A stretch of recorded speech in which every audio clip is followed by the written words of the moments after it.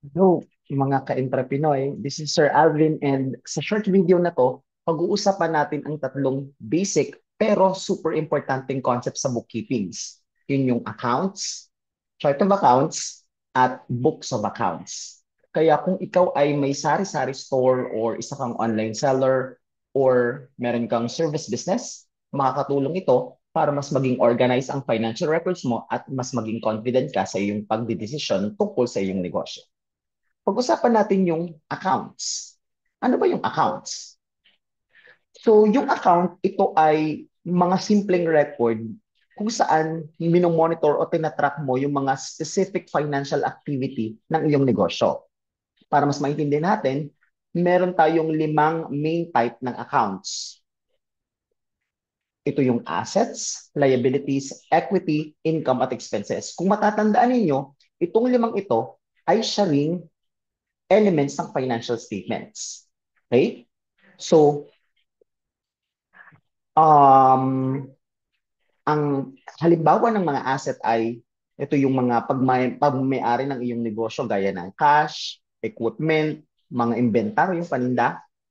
Ang liabilities naman, ito yung mga utang o obligasyon ng iyong negosyo gaya ng accounts payable, notes payable, mortgage payable, at mga paunang bayad mula sa iyong mga customer na hindi pa natin na de-deliver sa kanila. Pangatlo ay ang equity. Ito yung mga investment o puhunan ng may-ari sa iyong negosyo. So technically, ito yung mga, kung ikaw yung may-ari, ito yung mga ipinasok mong puhunan sa iyong negosyo. Doon yun pumapasok lahat sa equity.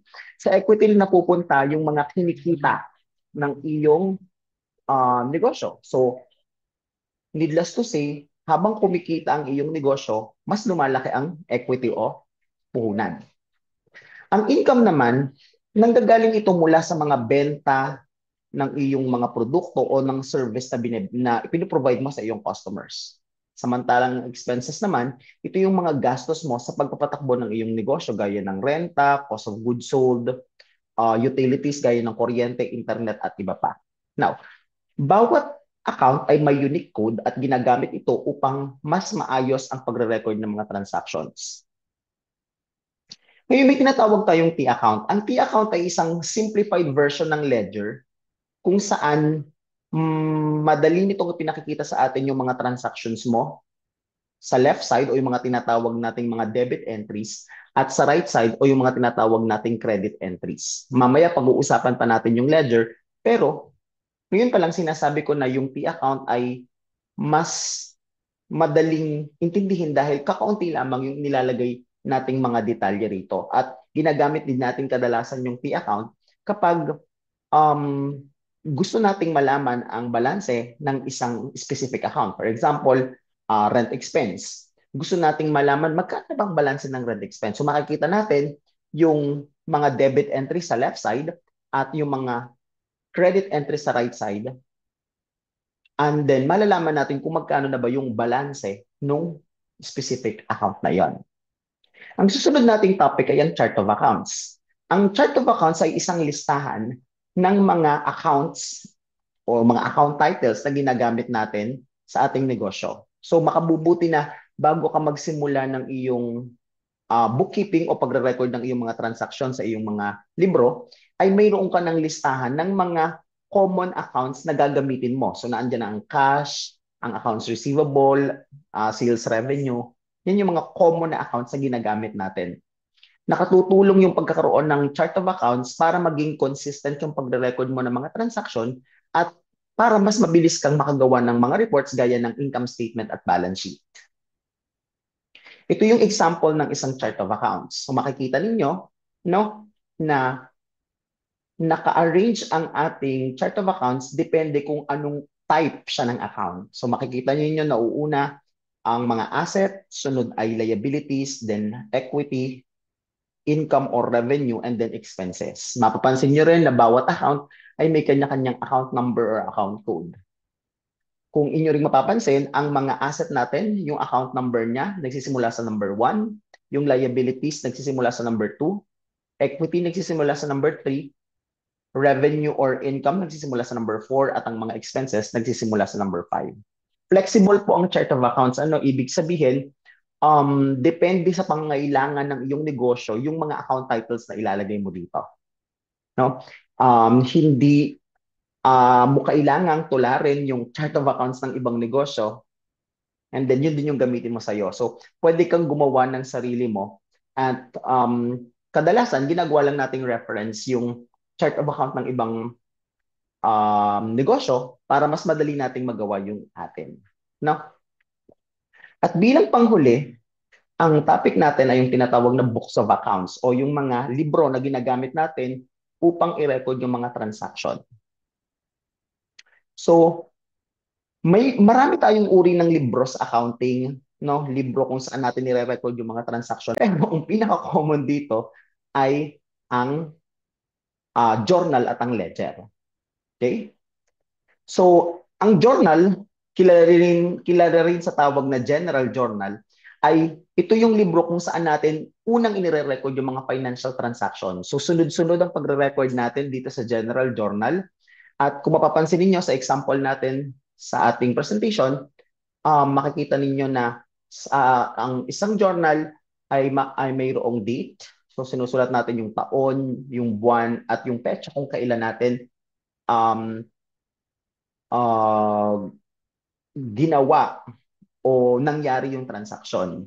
Dito naman sa transaction details or particulars, dito natin inilalagay yung account na idinedebit natin at yung account na kinikredit natin. Mapapansin ninyo, medyo naka-indent o nakapasok yung para sa account name o account title na kinikredit natin.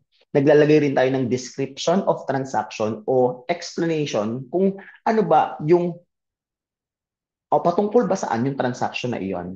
No? And then, yung GL reference number, tinatawag din niyang posting reference. Diyan natin nilalagay yung account code nung account na um, pinag-posta natin nung transaction. So, during our next session, tuturuan namin kayo kung paano mag-record at paano mag-post at paano maglagay ng GL reference number dyan sa column na iyan. Doon naman sa debit column, diyan natin nilalagay yung halaga o amount no, na dinedebit natin at sa credit column, yung halaga ng transaction na kinikredit natin. Ito naman yung tinatawag nating general ledger. So, maraming itsura itong ledger. Ano? Ito, three-column ledger ang tawag dito kung saan may debit, may credit, and then may running balance. Meron namang iba na kagaya nung kanina na ang debit nasa left side, ang credit nasa right side. Ano? So, dito naman sa general ledger, lahat ng transaksyon na inirecord natin sa journal ay ipopost o ililipat lang natin mula sa journal papunta sa ledger yung mga amounts nila. So kung nakadebit halimbawa ang cash sa general journal, pag ipinost natin siya sa ledger, so mapupost siya sa specific cash ledger account at nakadebit din syempre. No? Kaya kung mapapansin niyo, ang general journal tinatawag na book of original entry kasi siya yung unang pinagre-recordan natin ng transaksyon. Samantalang ang general ledger tinatawag nating book of final entry kasi dito natin dinadala yung mga journal entries na ni-record natin kanina sa journal.